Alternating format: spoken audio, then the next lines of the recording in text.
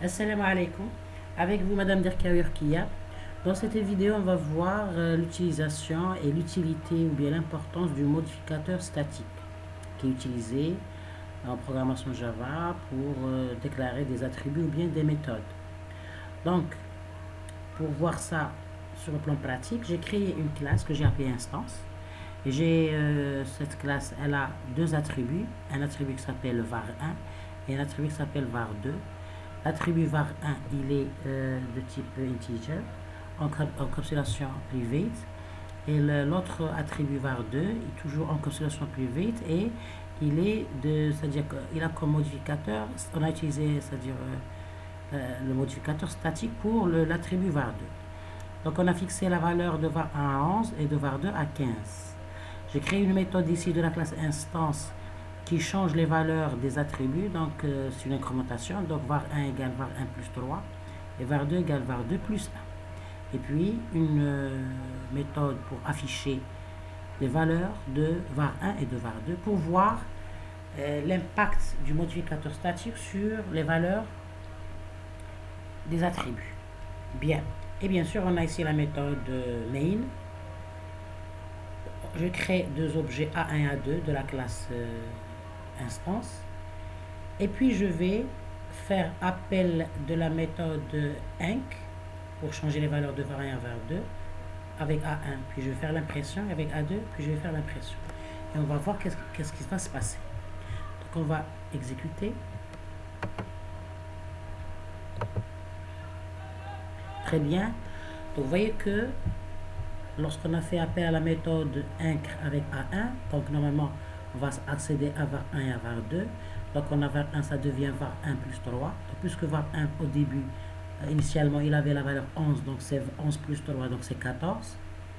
Et puis, var2, il avait la valeur 15, donc 15 plus 1 égale à 16. Très bien. Maintenant, pour le A2, on a c'est-à-dire instancier un nouveau objet qui s'appelle A2. On a après fait l'appel à la méthode inc avec l'objet A2, donc var1 et puis l'impression. Donc vous voyez que var1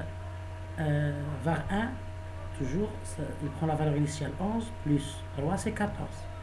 Mais vous remarquez que la valeur var2 a changé.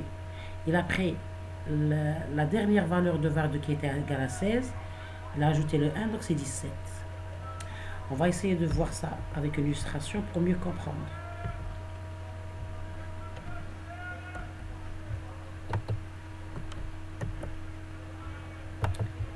Bien. Donc avant de voir l'illustration, on va parler du modificateur statique. Donc, le modificateur statique, il est utilisé pour déclarer un attribut. Et quelle est son utilité? C'est une bonne gestion de la mémoire. On utilise moins de mémoire, c'est-à-dire on n'utilise que le nécessaire. On va voir comment. Et aussi, on n'a pas besoin de créer d'objet pour utiliser cet attribut. Il est accessible directement à travers sa classe lorsqu'on utilise le modificateur statique dans un attribut. Et pour le modificateur statique pour une méthode, on utilise la méthode main, par exemple la méthode main qu'on utilise pour exécuter un programme Java. Donc on crée cette méthode main, on fait appel à cette méthode main sans créer, c'est-à-dire on crée la méthode, on fait appel à la méthode sans créer d'objet. Elle est implémentée une seule fois. Donc, pour le cas qu'on a vu tout à l'heure concernant la classe instance, on a instancié un nouveau objet A1. Donc, automatiquement, sur le plan mémoire, le fait qu'on déclare deux attributs var1 et var2, donc il va créer une case mémoire pour var1 et une case mémoire pour var2. Donc, var1, il avait la valeur 11 et var2, il avait la valeur initiale 15. Puisque le var2 il est de type statique, lorsqu'on crée un deuxième objet de la même classe, vous voyez qu'il va créer une nouvelle case pour l'attribut var1 parce qu'il est non statique, mais puisque var2 il est statique, il va, c'est-à-dire garder la même case mémoire, le même attribut. Il ne va pas créer une nouvelle case mémoire. Donc, le var2 de l'instance A1, c'est le même var2 de l'instance A2. C'est ça l'utilité du modificateur statique. Donc c'est pour ça qu'on dit qu'on fait une bonne gestion de mémoire, on utilise moins de mémoire parce que le même attribut il est utilisé pour les deux objets. Quel que soit l'objet qu'on va créer, il utilise la même case mémoire pour l'attribut statique. Donc c'est bien.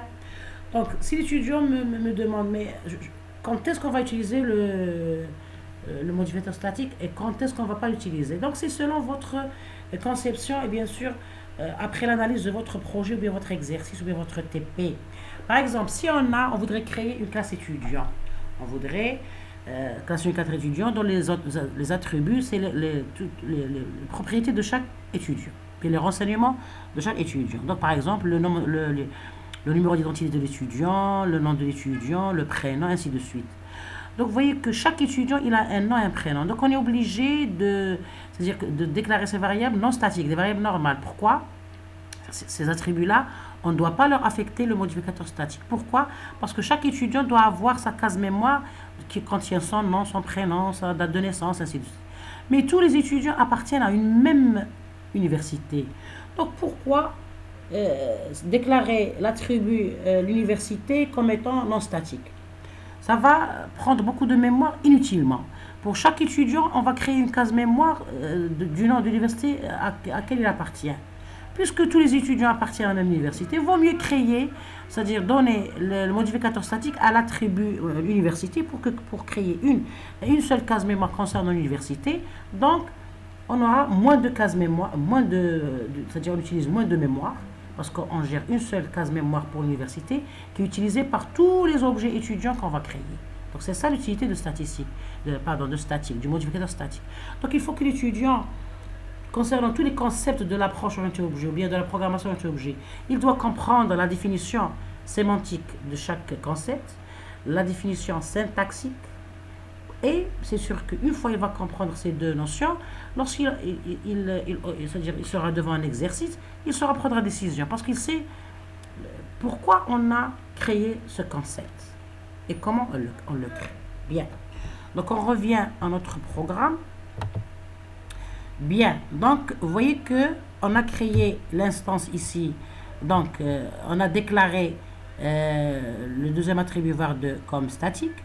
Donc on va essayer de voir, on va enlever l'attribut, non, avant, donc statique, je vais laisser le modulateur statique pour var2, je vais exécuter,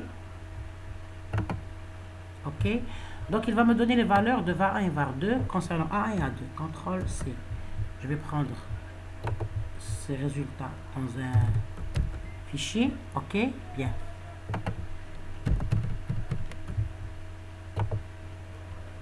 Bien.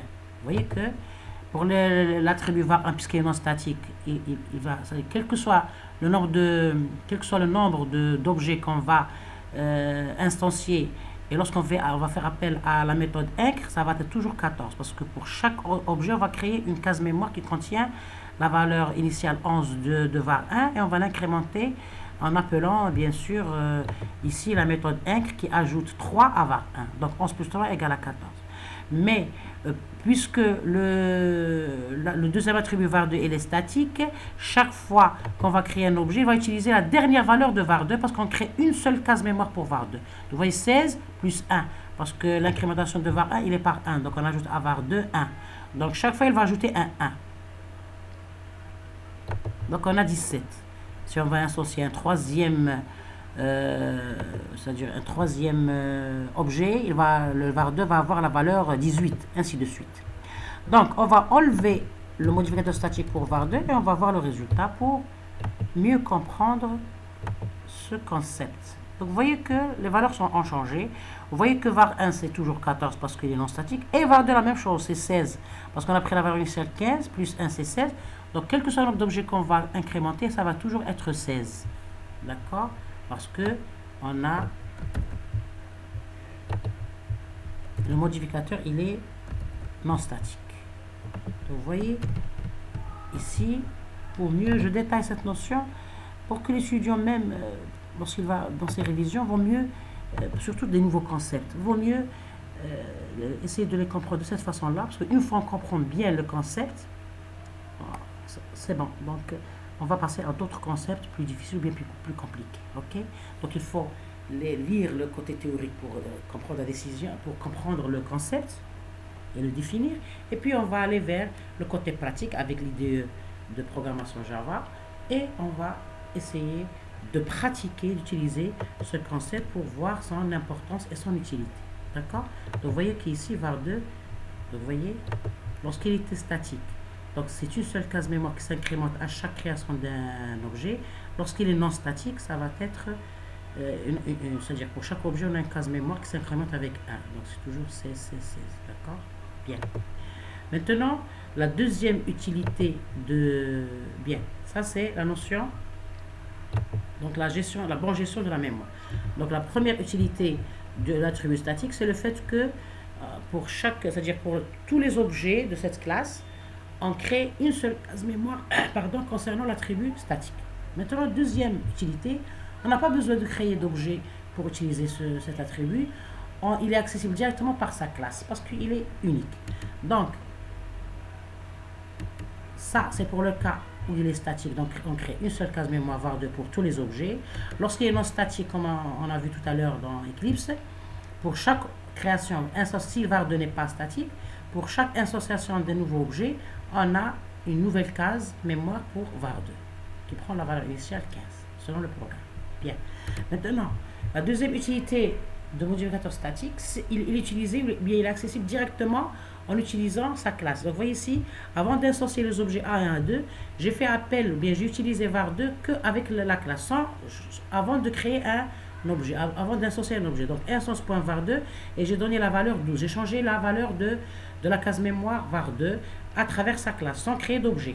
Donc, var2, donc on a créé la case mémoire var2 grâce à la classe instance, et on a donné la valeur 12. Maintenant, lorsque je vais instancier deux objets A et A2, donc il va créer une case mémoire pour chaque objet pour var1 parce qu'il est non statique avec la valeur initiale 11, mais il va utiliser la même case mémoire qui était créée avec la classe instance pour les deux objets qui est égale à 12. Ok? Donc on va voir sur le plan pratique.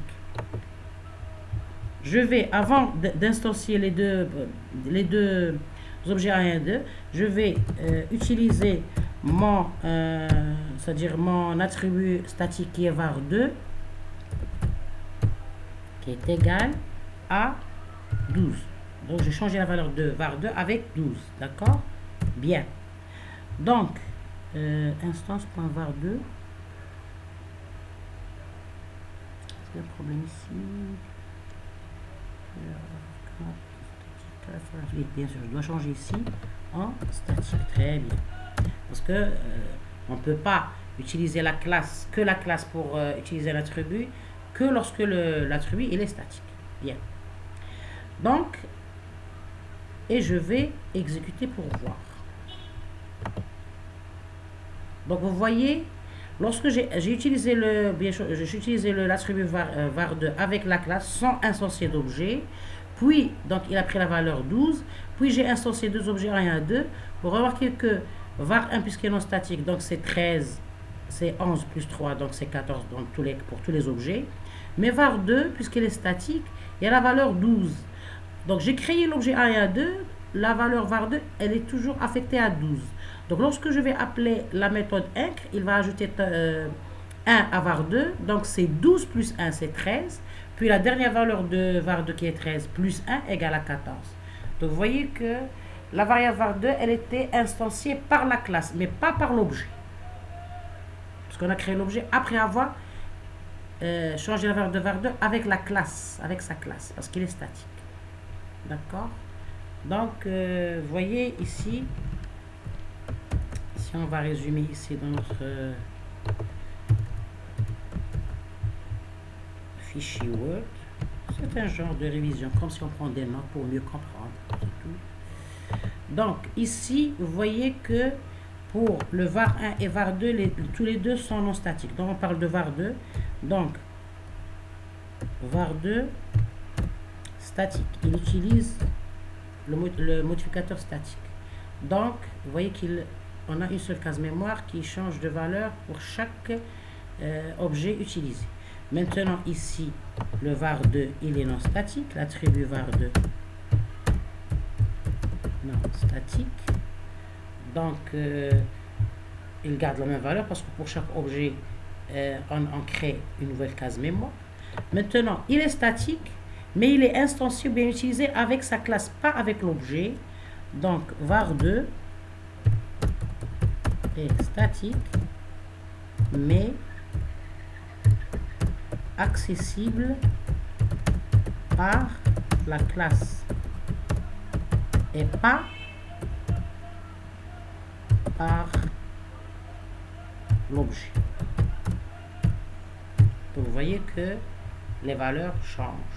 On avait un associé var2 à 12, donc on a utilisé la valeur 12 qui était donnée par la classe. Donc c'est 13, 14. Vous voyez que les résultats ont changé. Parce que ici, on a le var2, on a accédé à l'attribut statique var2 avec sa classe, pas avec l'objet. Donc la valeur était changée par la classe, c'est 12. Lorsqu'on fait appel à la méthode incr avec l'objet A1 et A2, donc il va utiliser cette valeur-là qui était donnée par la classe. Parce qu'il était accessible à travers sa classe et pas à travers l'objet. D'accord? Donc vous voyez, c'est-à-dire l'importance de ce modificateur est très important.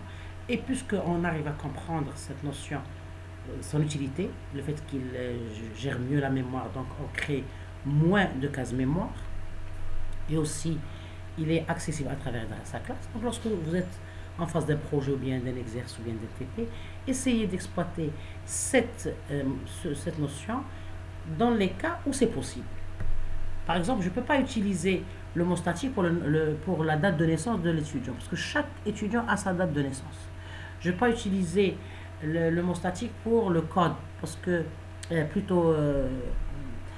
chaque étudiant a le code, la même chose. Chaque étudiant, il a un code. Mais, par exemple, la nationalité, par exemple, en cas où je gère que les étudiants algériens, tous les étudiants sont de nationalité algérienne, vaut mieux utiliser le mot statique, le modificateur statique. Ou bien, concernant l'université, si ma classe des étudiants, c'est une classe qui concerne les étudiants de l'université de Saïda, par exemple, donc vaut mieux utiliser pour l'attribut université le modificateur statique pour avoir une seule case mémoire pour tous les étudiants qui contient le nom de l'université à laquelle les étudiants appartiennent. D'accord? Donc, je vous remercie pour votre suivi concernant le modificateur statique. Et on va voir d'autres concepts de la programmation objet dans d'autres vidéos. Donc, merci pour votre suivi et à la prochaine vidéo. Merci.